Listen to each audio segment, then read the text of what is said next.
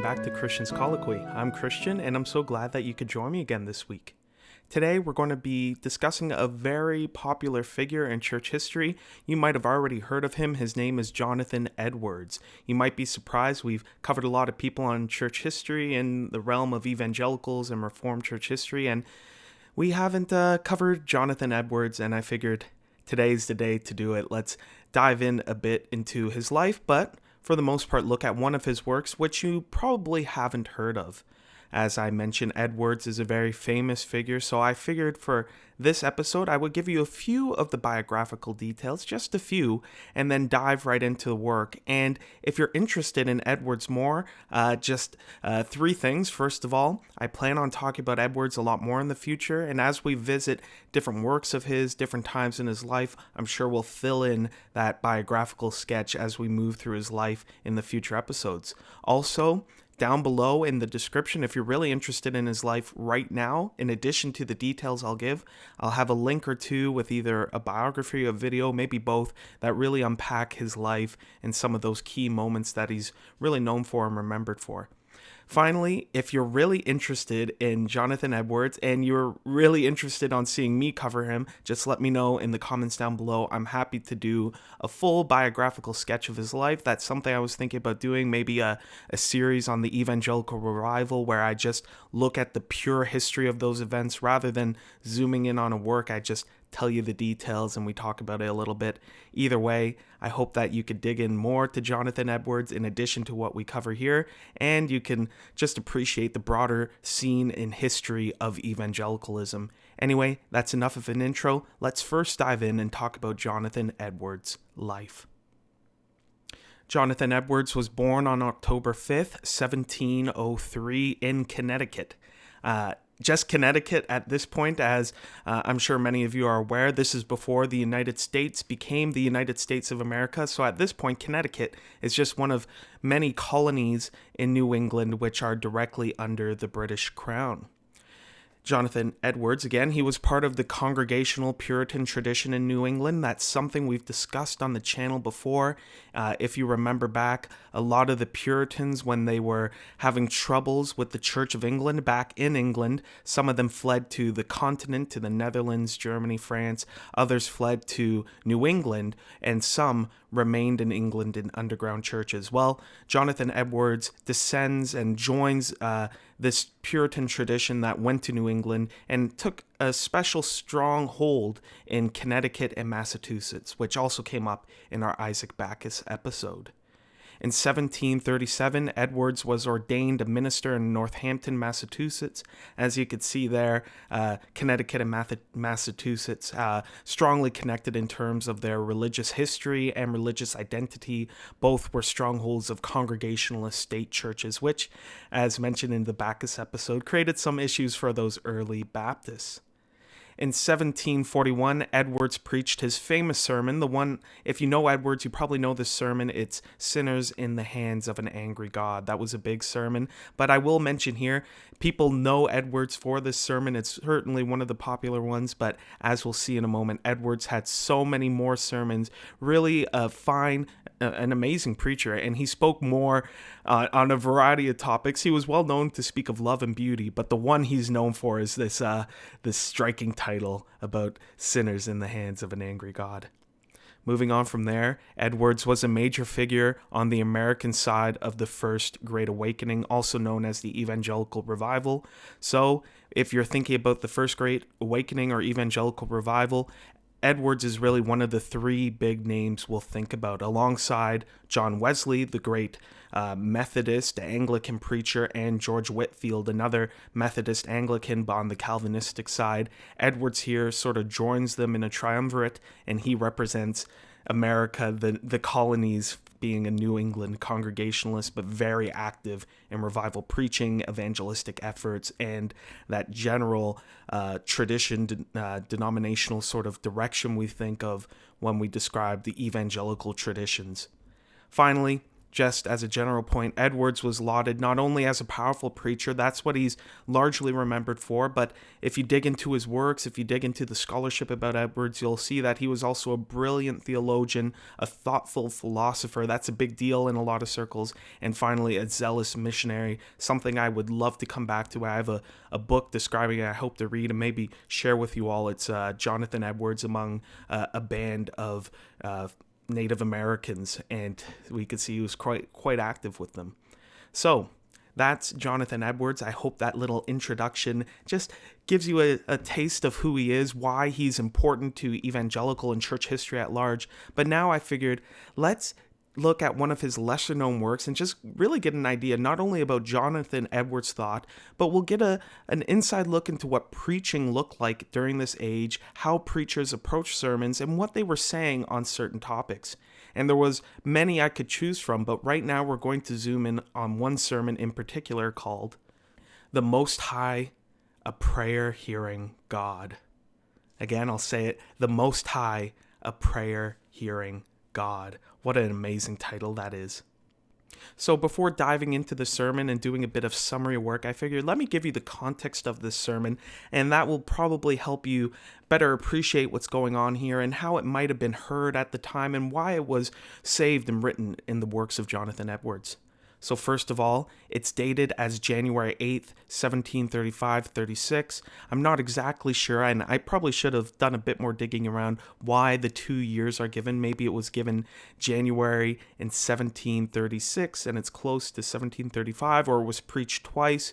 But anyway, it's around that time, 1735, and it's in January. The notation on the sermon, and the sermon I got it from the works of Jonathan Edwards put out by the Banner of Truth, there's a little note attached to it, and it says that this sermon was preached on a fast appointed on the account of the epidemical sickness at the eastward of Boston. So during that time in New England, centered around Boston, there was a major sickness going around, and the church called a fast in response to this sermon, in response to this sickness, this epidemic. And in addition, Jonathan Edwards, as a pastor, preacher, he took on this sickness as something that should guide his preaching, pointing him to a text so that he could pastorally comfort the people by preaching on a present need and something they are working through and living through. I did a little bit of research into what was going on during that time in the Boston area, and the only thing that I could find that really stood out to me in terms of sickness was the great throat distemper of 1735, and it looks like it went on for a few years there, up to 1740, around there. And if you're interested in that and what that looked like, what was going on, there's a little link in the description that sort of outlines the sickness and the religious history around there. Of course, this was happening right as the Evangelical revival was taking off, so the two things are viewed in the same conversation. But anyway, for the sake of this sermon, as we're approaching a sermon entitled "The Most High, a Prayer Hearing God," know that it was preached in response to a major sickness. That might sound familiar today, and a lot of you over the past year or two in response to COVID-19, I'm sure you had a lot of sermons which were in response to sickness and death, and maybe certain passages brought to bear in the situation. That was going on in Jonathan Edwards' time, and so in response to a sickness, he brought this sermon. Another important thing to note that this sermon in the works of Edwards is in a section entitled 7 Sermons on Important Subjects. So, as I mentioned, Jonathan Edwards, he's known for Sinners in the Hands of an Angry God, but he had so many other sermons. If you get the works of Edwards, I highly recommend it. You'll notice that there are various groups of sermons, and this grouping is 7 sermons on important subjects. Just to give you an idea of what else is in this little grouping of sermons, you have one called Divine Sovereignty, and I'll trust you'll understand what that's referring to. Another one on the pardon for the greatest sinners. And finally, the last one, which might be kind of surprising when it's considered 7 sermons on important subjects, is the nature and end of excommunication.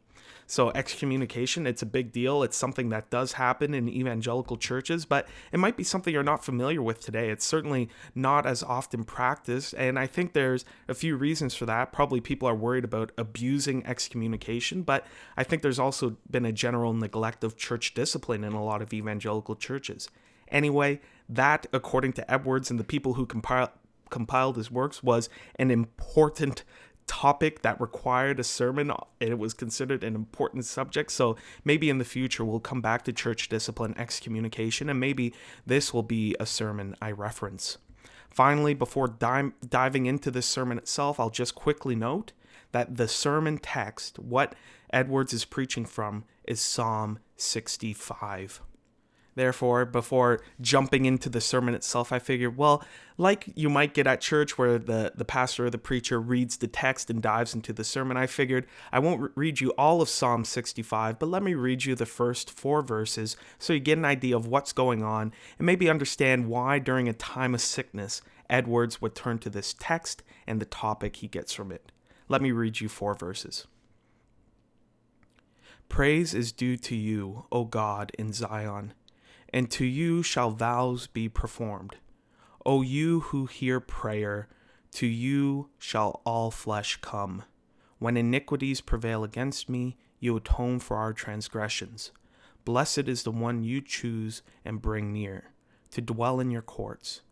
We shall be satisfied with the goodness of your house, the holiness of your temple. That was again Psalm 65 verses 1-4, and I read it from the ESV version.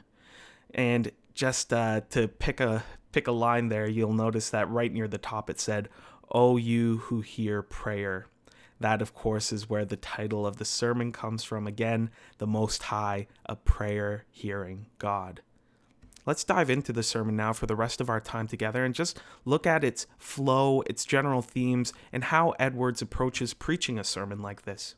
I'll largely be reading quotes. I'll have them up on YouTube on the screen so you can follow along. But as I'll note at the end, I won't cover everything in the sermon. I will give you the highlights, but I'll also leave a couple highlights even out so that you're encouraged to read the sermon for yourself. It's not too long. You might even skim it if you so choose, but it's worth checking out. Especially one of the key things I won't be talking about is Edwards' application section. I recommend you check that out. I'll have a link to this down below as a web page. So, how does Edwards open? Just a few lines into the sermon, he says the following. In the verse of the text, there is a prophecy of the glorious times of the gospel, when all flesh shall come to the true God. As to the God who heareth prayer, which is here mentioned as what distinguishes the true God from the gods to whom the nations prayed and sought, those gods who cannot hear and cannot answer their prayer. The time was coming when all flesh should come to that God who doth hear prayer. Hence we gather this doctrine that it is the character of the Most High that he is a God who hears prayer. There's a lot going on there. So, of course, Edwards, being a revivalist preacher, he picks up on that all flesh shall come. He's reading this psalm and thinking about the gospel. He's thinking about the promise of the gospel that God will gather the nations to him. And in addition to that, he points out that this is truly what separates God from all the false gods, the idols. He'll talk about it a bit more. We'll talk about it here a bit more. But he's making this clear. Not only does this passage have gospel implications, it also points out to what makes the Christian God, the true God, the only living God. And that characteristic, that feature, is that he is a God who truly hears prayer. The time was coming, as he writes, all flesh should come to the God who doth hear prayer. It's interesting to note here, I'm not sure if I mentioned it on the channel, but in a lot of ways, the evangelical movement and the evangelicals themselves saw their movement, that revival, that awakening, as an answer to prayer. My church history professor from seminary, Dr. Haken, mentions that in a lot of ways, and I'm not sure how directly this was commented upon, the evangelical revival, which Edwards was a major part of, was an answer to the prayer of the earlier generations of Puritans, the Puritans who were looking for the rise of true, fervent religion. That was fulfilled in the evangelical revival, when all sorts of towns, entire states and counties would turn to the gospel. So it's interesting, at the heart of evangelicalism, as it's coming out in this sermon as we see here, is not only this gospel evangelistic all flesh should come, but it's this deep connection with prayer. All flesh shall come to the God who hears prayer. Anyway, that's how Edwards opens. it's interesting now to turn to how Edwards explicitly outlines where the sermon is going to go. So, and this might be a little point of comparing historic evangelical preaching to evangelical preaching today. I was trained as an evangelical preacher today to generally have a few points in the sermon. You have a text, you outline a few points, but you never explicitly state them. You just move through them. And it's sort of a 3-point sermon where you have 3 equal points that really unpack a passage exegetically and expositionally. Edwards' approach is pretty different. As you can see on the screen, as I'm about to read, he doesn't really have 3 equal points. Rather, he has a logical argument. His preaching takes the form of an argument that moves to a starting point to an ending point, rather than there being 3 separate points under a text being preached. He says, I shall handle this point in the following method. 1. Show that the Most High God is a God that hears prayer. 2. That he is eminently such a God. 3. That herein he is distinguished for all false gods. 4. Give the reasons of the doctrine. So again, rather than there being a 3-point exposition, it's so incredibly interesting. There's rather preaching takes the form of a progressive argument. So I don't know what to make of that. I probably wouldn't preach a sermon where I lay it out like that, but it's interesting to read, and frankly, it makes it easier to read for the sake of learning doctrine. And I don't know how it would be heard, but I'm guessing this gets into audiences back then being able to really concentrate, having traditional training in logic and rhetoric so that they could follow an argument. But by all accounts we know of Edwards, he must have been quite effective at doing this. Anyway, that's where Edwards is going. Let's see how that plays out. Edwards starts with this first main point, and I'm quoting here from various sections. Feel free to follow along. If you open the text, you could use a little search function, but Edwards starts by saying, here it may be inquired what is meant by God's hearing prayer. There are 2 things implied in it. First, his accepting of the supplications of those who pray to him. Second, he acts agreeably to his acceptance. So what is the foundation? What does it mean that God hears prayer, that God is a God who hears prayer? Well, first of all, God allows that people come to him with prayers. So he says, hey, bring your supplications to me. He accepts the supplications. And secondly, when he accepts the supplications, he says, yes, you're allowed to come to me. He then acts agreeably. He doesn't say, yes, you're allowed to come to me, and he then suddenly goes, oh, why'd you bring this to me? Or, oh, this is the worst thing ever. God accepts prayers and acts agreeably to prayers. And Edwards unpacks that, and it might seem like a no-duh kind of point, but this, again, is really laying the groundwork in a logical fashion. Going through the text, I encourage you to check out the sermon. He makes it clear foundationally that God not only accepts prayers, he acts agreeably to prayers. He doesn't get upset that we're coming to him with prayers, and he allows us to come to him with prayers. So that's the foundation. Where do we go from there? Well, we laid the groundwork that God is a God who hears prayer, but Edwards now argues that he is a God who eminently hears prayer. This is a major characteristic of God. This is a major quote-unquote feature of our God. Not only does he hear prayer, this is a critical aspect of who God is as we know him. So not only does he allow us to come to prayers, he acts agreeably. Here's why Edwards believes that this is a fundamental aspect of the Christian, the true God. So first reason, in his giving of such free access to him by prayer. So it's easy to go to God in prayer, and we'll come back to that in a moment.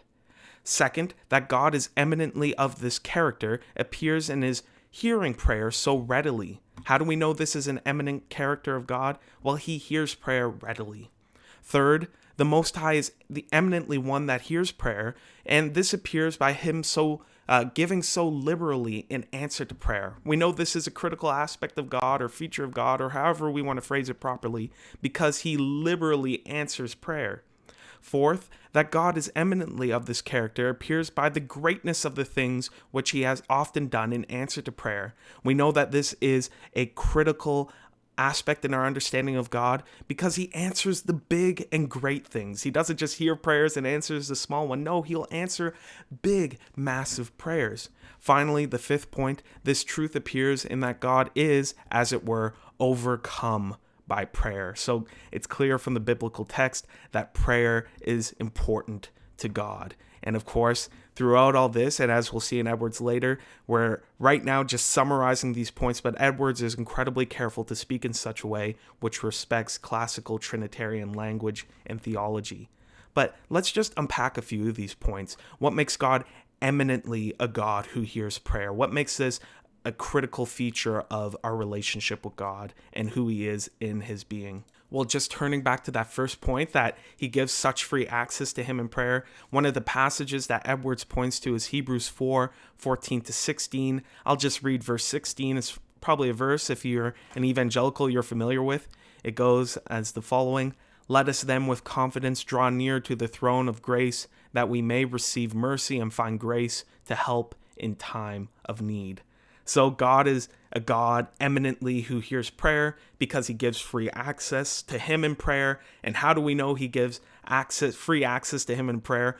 Edwards points to a lot of passages, but Hebrews 4, Christ as high priest, we know that we can draw near in confidence to the throne of grace. That is a sign of a clear part of the argument why God is eminently a God who hears prayer. Let's zoom in on that third point where we know the Most High God is eminently a God who hears prayer because he gives so liberally in answer to prayer. And to make this point, Edwards turns to the passage James 1, 5-6. I'll read verse 5, and again, it might be familiar. "If any of you lacks wisdom, let him ask God, who gives generously to all without reproach, and it will be given to him." We know the Most High God is eminently a God who hears prayer because he gives so generously in response to prayer. That's a critical aspect of the God we know. Let's look at the fourth one just to highlight again how Edwards argues. And this is the point where he responds to great prayers. And Edwards turns to Genesis 32, the story of Jacob and Esau. Jacob is returning to the land. Esau meets him with an armed band of soldiers and, horsemen. And Jacob is so scared that Esau, the guy that he cheated, is going to vengefully strike out and lash out against him, which is what honestly we would all expect at that point. Jacob prays, and we see that God not only prevents Jacob from being killed by Esau, but Esau welcomes him with open arms, and it's this big reunion where it's just so friendly and loving that the only way that Esau didn't kill Jacob and it turned out so well is because God, in response to Jacob's prayer, turned Esau's heart. He spared him from the vengeance that we would all expect in that situation. So anyway, that's how Edwards, after laying the foundation that God is a God who hears prayer, he argues he is eminently so by these 5 points and points to various scriptures, as I just gave you a few examples. So where do we go from there? Well, this is Edwards' portion now, that this God, the Most High, eminently being a God who hears prayer, this signals a key distinction from the true God, the actual God, the living God, the Christian God, the God of Abraham, Isaac, and Jacob, from all other false conceptions of God/gods. Edwards writes this: "Herein the Most High is distinguished from false gods. The true God is the only one of this character. There is no other of whom it may be said that he heareth prayer." So the true God, the Christian God alone, is the only one of whom it can be said he hears prayer. And Edwards here, he highlights a few responses. So first, he looks at idols. Idols are but vanity and lies, Edwards says. In them is no help. As to power or knowledge, they are nothing. As the apostle says in 1 Corinthians 8:4, an idol is nothing in the world. As to images, they are far from having power to answer prayer, that they are not able to act. They have hands and handle not. Feet have they, but walk not. Neither speak they, though they through their throat. They, therefore, that make them and pray to them are senseless and Scottish, and make themselves, as it were, stocks and stones like unto them. And Edwards here cites Psalm 1:15, 7, 8, and Jeremiah 10:5. Powerful argument here. Edwards says God hears prayer, unlike the idols. People make idols, people make images, and you can imagine all the different religions that do make idols and make images. And Edwards is saying we know from Scripture that these things don't hear prayer, and frankly, we know from experience that these things don't hear prayer. They certainly aren't answering them. They certainly aren't helping in time of need. That alone is the dominion of the true God. Edwards goes on to make a few other points. Just to highlight briefly, Edwards writes, "As to the hosts of heaven, the sun, moon, and stars, although mankind may receive benefit by them, yet they act only by necessity of nature, therefore have no power to do anything in answers to prayer."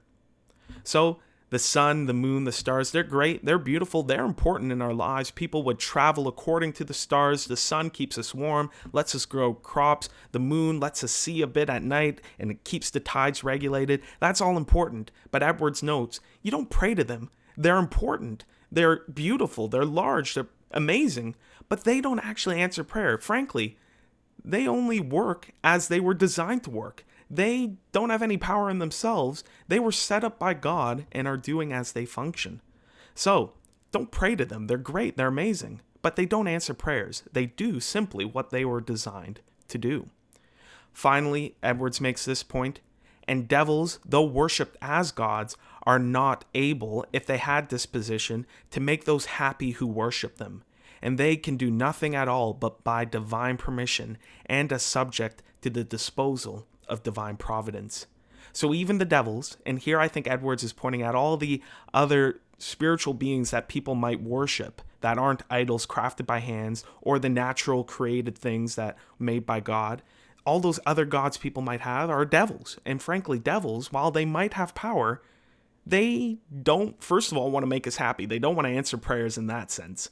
And if they were to answer prayers in that sense, it wouldn't be for our benefit. That's the first point. The second point is, even if they were to answer prayer in a sense, and with their malicious intent, they only do so by divine permission and at disposal of divine providence. They're only doing or working these things if God, the true God, allows them to. And it's in the grand scheme of his providence that even the devils, the false gods, are a part of God's plan, which is great and glorious and ultimately for the good of all those who love him. So that's a powerful point, and it's something certainly we can see throughout the Old Testament and I think throughout history. A classic example, of course, would be Job, where Satan, the accuser, goes to God and he needs God's permission to torment Job. And the understanding here is that all created things, including the devils, can only act by God's divine permission, and everything that's in creation and working in creation, thinking in creation, while they might make free choices or bound choices, however you want to talk about it, ultimately, it all fits into God's divine providence. So, powerful point from Edwards. If you're thinking, man, that's a lot. Again, this is a summary. Read the sermon yourself. I have that link down below. It's worth your time. Finally, I'll just highlight, in response to a sermon, and this is a very traditional thing in sermons, where Edwards, understanding that there might be criticism or questions, he just takes them head on in the sermon. Again, that was something I was trained to do as an evangelical preacher today, but we're not trained to be this explicit. I would never say, inquiry 1, what, blah, blah, blah, blah, blah, what's going on here? Or objection 1, blah, blah, blah, blah, blah. That was very much a traditional way of speaking, where today we might say something like, well, you might be hearing the sermon and you're probably thinking this, or you might hear this sermon and you're probably going, whoa, I never heard of that. So it would be indirectly addressing questions and objections. But here, as we can see and are about to read, Edwards states them explicitly and takes them head on. I'll give you one example. There's another big one in the sermon itself. Inquiry 1. Why does God require prayer in order to the bestowment of mercies?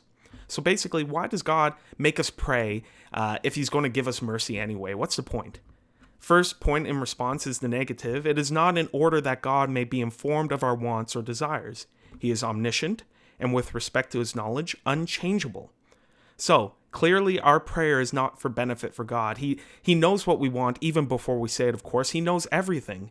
And it's not like God, hearing our prayer, is going to think about things differently. Oh, they prayed and made a persuasive argument. And no, God is unchangeable according to his knowledge. So it's not for God's benefit that we are praying so that he can know what we need or he can be convinced by us.